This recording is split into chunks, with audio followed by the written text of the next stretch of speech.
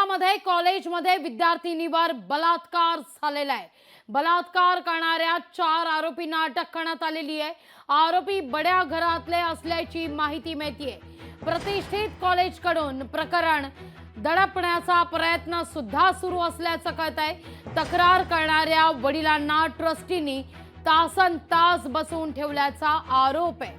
पुण्यात मुलींकरता कॉलेजही सुरक्षित नाहीत का, असा सवाल आता या निमित्तानं उपस्थित केला जातोय।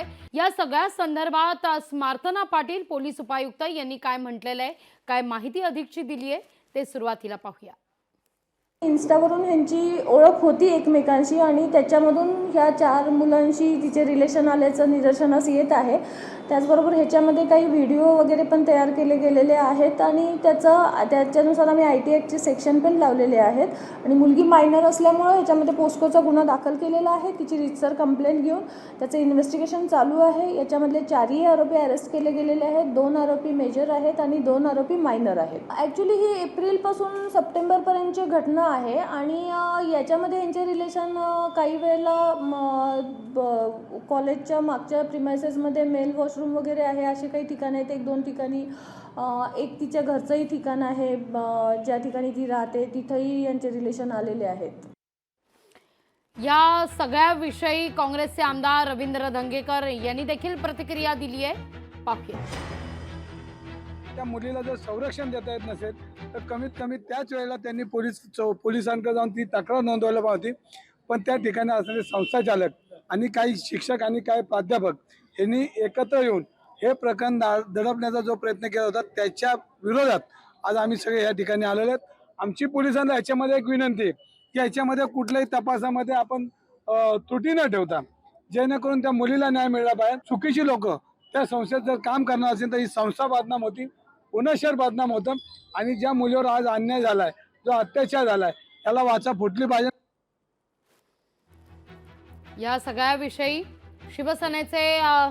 शिवसेना उद्धव बाळासाहेब ठाकरे पक्षाचे संजय मोरे यांनी काय म्हटलंय, पाहूया। त्या विद्यार्थिनीचा हक्क तुम्ही शिक्षणाचा हिरावून घेतला। जी मुलं इतके महिने सगळं करत होती त्या मुलांनी व्हिडिओ व्हायरल केल्यानंतर सगळं समजलं, मग त्या मुलांना तुम्हाला कुठेतरी पाठीशी घालायचं होतं का? विद्यार्थिनींना अन्याय झालाय, तो पूर्णपणे बाहेर येईल। या मुलांची हिंमत होती कशी? गृह खातं यामध्ये काय करते? वारंवार पुण्यामध्ये पुन्हा एकदा ड्रग्सचा या ठिकाणी वास यायला लागलाय।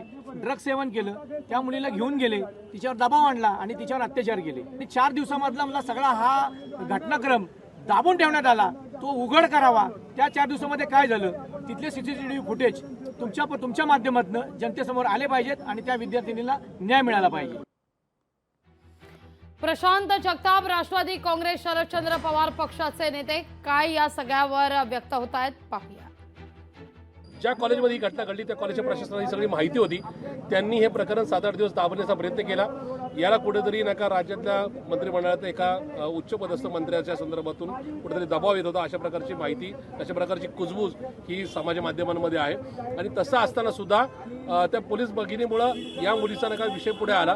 पण पुणे शहरासारख्या एका मोठ्या आणि एकूणच राज्यातून विदेशामध्ये प्रसिद्ध असणाऱ्या शहरामध्ये ज्याला शिक्षणाचं माहेरघर समजलं जातं, त्या शहरामध्ये अशा प्रकारचा बलात्कार होणे, अल्पवयीन मुलीला या संदर्भामध्ये तिला न्याय मिळवून देण्यापेक्षा आपल्या संस्थेचं नाव खराब होऊ नये, अशा प्रकारचे जे काही मॅनेजमेंटची चुकी आहे त्याच्या विरोधातले आंदोलन आहे। आमची या निमित्ताने पोलिसांना विनंती आहे की त्यांनी या दोषींना तर फाशीची शिक्षा द्यावीच, पण त्याचबरोबर या कॉलेजवर सुद्धा कारवाई करावी। या सगळ्या विषयी अधिक माहिती घेण्यासाठी थेट जाते पुण्याला आपले प्रतिनिधी चंद्रशेखर भांगे यांच्याकडे। चंद्रशेखर, समोर आलेली माहिती आणि पोलिसांनी दिलेली माहिती यात नेमकं काय तथ्य आहे? एकीकडे असं कळतंय की कॉलेजच्या या वॉशरूममध्ये बलात्कार झाल्याची विद्यार्थिनीवर माहिती मिळतेय। दुसरीकडे आताच आपण पोलिसांकडून प्रतिक्रिया ऐकली, पोलिसांचं यावर म्हणणं आपण पाहिलं, त्यांचं काहीसं म्हणणं हे वेगळं असल्याचं पाहायला मिळतंय। काय नेमका हा सगळा प्रकार आहे? लागवी बरोबर आहे। हा सगळा प्रकार जो आहे तो पुण्यातील कोरेगाव पार्क परिसरातील एका नामांकित कॉलेजमध्ये घडलेला आहे आणि खरं तर यामध्ये पोलीस जे आहेत ते माहिती देण्यास जे आहेत ते टाळाटाळ करतात किंवा माहिती ते देत नाहीत. गोरेगाव पार्क पोलीस स्टेशनच्या ज्या वरिष्ठ पोलीस अधिकारी आहेत त्या सुद्धा महिलाच आहेत. काल सर्वप्रथम या सगळ्या विषयाची बातमी लोकशाहीने दाखवली होती. याची माहिती घेण्यासाठी स्वतः लोकशाहीचे प्रतिनिधी त्या ठिकाणी गेले होते, परंतु महिला पोलीस अधिकारी जे आहेत मुल्ला यांनी सगळी माहिती जी आहे त्या ठिकाणी दडपण्याचा प्रयत्न केला होता. खरं तर त्या ठिकाणी दाबण्याचा प्रयत्न केला होता. या घटनेमध्ये 4 जरी आरोपीवरती गुन्हा जरी दाखल झाला तरी यामध्ये संख्या जी आहे ती मोठ्या प्रमाणात असल्याची माहिती लोकशाहीला सूत्रांनी दिलेली आहे. खरं तर जे नामांकित कॉलेज आहे त्या कॉलेजमध्ये ही पीडिता शिक्षण घेते. त्या पीडितेला ज्या पद्धतीने सोशल माध्यमातून तिच्याशी संपर्क साधून तिच्यावरती लैंगिक अत्याचार करण्यात आला, ही भयंकर संतापजनक घटना पुण्यात घडलेली आहे. आणि पोलीस अधिकारी महिला जे आहेत मुल्ला या सगळ्या प्रकरणावरती कुठेतरी दाबण्याचा प्रयत्न करत आहेत. अकार्यक्षम अधिकारी म्हणून त्यांना खरं तर या ठिकाणी आपण म्हणूयात, कारण एक महिला अधिकारी एका महिलेवरतीच अशा पद्धतीनं अन्याय अत्याचार झाल्यानंतर हे प्रकरण दाबूच कशी शकते, हा एक महत्वाचा लोकशाहीचा सवाल असणार. आणि दुसरी जर आपण महत्वाची याच्यातली माहिती घेतली तर ज्या कॉलेजमध्ये हा सगळा प्रकार घडला त्या कॉलेजच्या कॅन्टीनच्या पाठीमागं एक पडीक जागा आहे, त्या ठिकाणी तिच्यावरती लैंगिक अत्याचार झाला. त्यानंतर वेगवेगळ्या हॉटेल्समध्ये तिच्यावरती लैंगिक अत्याचार झाला. आणि यामध्ये 4 आरोपी जरी आता सध्या पोलीस दाखवत असते तरी आरोपीची संख्या आपल्याला मिळालेल्या माहितीनुसार 15 ते 20 पर्यंत पोहोचू शकते, कारण याचा तपास जो आहे तो पोलिसांना घेणं आवश्यक आहे. ज्या सोशल माध्यमावरून पीडिता या सगळ्या आरोपीशी संपर्कात होती, त्यांचं जे बोलणं सुरू होतं, वेगवेगळे आरोपी जे आहेत ते त्यांची एक चैन जी आहे ते चैन करून या पीडितेला ट्रॅप करत होते का, हा एक सवाल लोकशाही या ठिकाणी उपस्थित करते. कारण पीडिता जी आहे ती एकटी होती आणि आरोपी जे आहेत त्यांच्यावरती अत्याचार करणाऱ्याची संख्या मोठी आहे. खरं तर पुण्यासारख्या सुसंस्कृत शहरामध्ये अशा पद्धतीची घटना घडली. पोलीस महिला अधिकारी या सगळं प्रकरण जे आहे ते टाळाटाळ करत होते, माहिती देण्यासाठी टाळाटाळ करत होते, परंतु लोकशाहीने याचा पाठपुरावा केला. याची माहिती काल सर्वप्रथम लोकशाहीने दाखवली. एक महत्वाचा जो सवाल येतो यामध्ये पोलिसांनी तात्काळ याचे जे प्राचार्य आहेत त्या कॉलेजचे त्यांच्यावरती पोक्सोची कारवाई करणं अपेक्षित आहे. कारण ज्या पद्धतीने निश्चित. बदलापूरच्या घटनेमध्ये शाळेवरती कारवाई त्या ठिकाणी पोलिसांनी केली होती, या घटनेमध्ये सुद्धा पोलिसांनी स्वतः सुमोटो पोलीस अधिकाऱ्यांनी त्याच्यावरती कारवाई करणं अपेक्षित आहे. लागू निश्चित. तुर्तास धन्यवाद चंद्रशेखर, तुम्ही दिलेल्या एकूणच सविस्तर माहिती करता. पुण्यातील महिलांशी या सगळ्या संदर्भात संवाद साधला आमचे प्रतिनिधी चंद्रशेखर भांगे यांनी. पुण्यामधील कोरेगाव पार्क परिसरातील एका 16 वर्षीय अल्पवयीन मुलीवरती लैंगिक अत्याचाराचा धक्कादायक प्रकार घडल्यानंतर शहरामध्ये सध्या संतापाची लाट उसळलेली आहे. आणि या सगळ्या विषयी बोलण्यासाठी पुणेकर काही भगिनी आहेत, आपण थेट त्यांच्याशी बातचीत करूयात. ताई, काय सांगाल, पुणे सुरक्षित आहे का? अशा पद्धतीनं जी घटना आपल्या समोर आलेली आहे. पुणे काय, तुम्ही फक्त पुणे सुरक्षित आहे का विचारताय? पूर्ण महाराष्ट्र सुरक्षित नाहीये. जर पुणे सुरक्षित असतं तर हे प्रकार घडले असते का?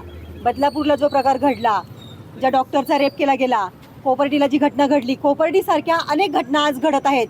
पुणे सुरक्षित नाही तर पूर्ण महाराष्ट्र सुरक्षित नाहीये या ठिकाणी. कारण पोलीस प्रशासन काय करतं?